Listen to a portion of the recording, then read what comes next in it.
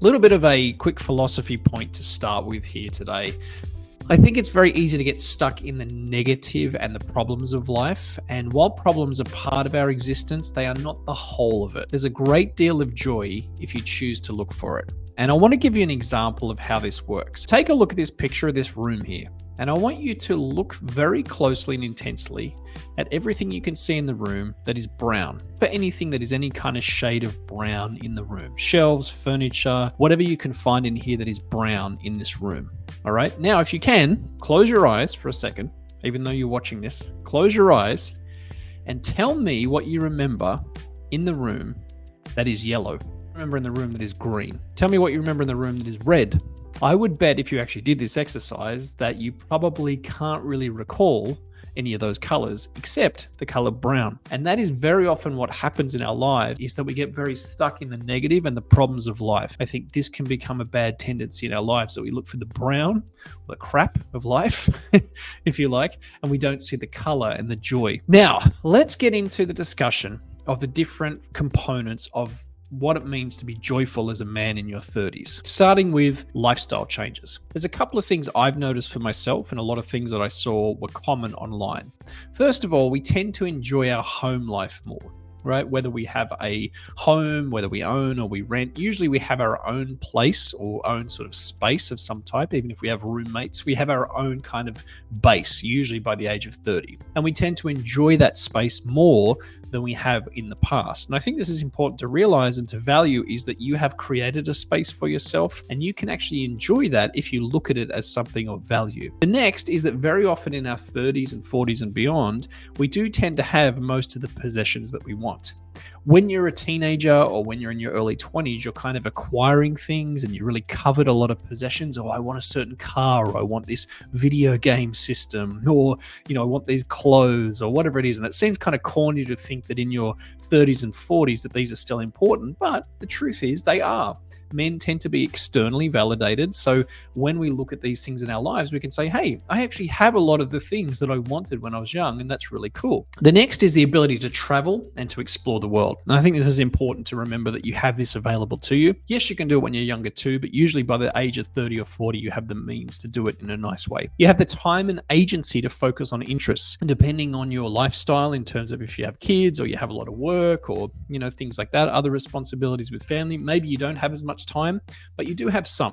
And if you choose to focus on something that's important to you, you can do it. So you have the time and agency available to you if you want to focus on passions and interests. It might mean giving up some bad habits, some things that distract you, but you do have that available if you want to do it. And then finally, you get to share life with family and friends. And I think this is an important thing to remember, is that is one of the most rewarding parts of your lifestyle and your life as a man in your 30s and 40s and beyond, is that you get to share your life together. Just focusing solely on your own needs or desires, very often that makes you feel empty. But if you begin to share experiences and you begin to share your life with other people, that's where a lot of the joy comes online. Let's now have a look at some of the mental changes that happen as a man in your 30s that bring you joy. So what I've noticed is that typically as you get into your 30s and mid 30s and 40s, you tend to become more logical than emotional, especially when you're young as a teenage male or a early 20s, mid 20s man. You get angry, you get upset, you get depressed, you get frustrated. But as you get a little bit older, they start to dissipate. They start to level a little bit. Another big thing that happens mentally, I notice in your 30s as a man, is that you're able to see longer term perspectives. Very often when we're young, we tend to think very quick, short term timeframes. I want this to happen now. If only I had this now, right? But as you get a little bit older, you start to realize, oh yeah, there are things that have to happen first, or it's okay that this takes a little bit longer, or things will work out in the long run, whatever. So you have a longer term perspective. You can also balance your needs and wants. You have needs in your life, things that you have to take care of first, whether it's paying rent or insurances or buying food or putting gas in your car or paying taxes. And then you also have your wants, the things that you desire, and you learn to balance those a little bit better. And then the last thing I think, which leads to another point later on, is that we can see beyond ourselves. So you can see beyond yourself and what matters to you, and you can look to the other people in your life. And this really leads back to that idea of sharing your life with friends and family. You can see beyond yourself and what you get and you can start to realize that there's more to life than just meeting your own needs. That leads us to physical changes. Now, these probably are the hardest to kind of quantify and why they would bring you joy, but I thought they were important to bring up. We do have these things that actually help us in a lot of ways and make us feel happier. So what I've noticed is that we're able to control cravings and compulsions a little bit more. So we don't tend to be as excessive in what we do. We can say, you know what, I've had enough of that now. And we can just learn to balance ourselves a little bit more. I know some people are better at this than others. Sometimes I go off the deep end with eating or drinking too much or whatever, but I've learned generally to control my cravings and compulsions. As part of that, we definitely need more sleep and relaxation, and we need better exercise and nutrition as well. These I actually think are good things and can lead to more joy in your life because they actually set you up for a better quality of life. I know if I'm getting good sleep, if I'm working out more, if I'm eating a little bit better, I actually find my happiness rises up because I feel better about myself because I'm caring for myself. And then the last thing I think is that we're not as driven by hormones. And I know this kind of sounds crazy, but we're not as driven by the need for just sex or power or control. We don't tend to get as angry about things because our hormones are leveling out a little bit. Generally, we're not as pushed around by the compulsions that we have, which are hormonal. So this is another really good physical change that I think happens that can help us to have a happier, more fulfilling life in our 30s as a man. The last element is spiritual changes.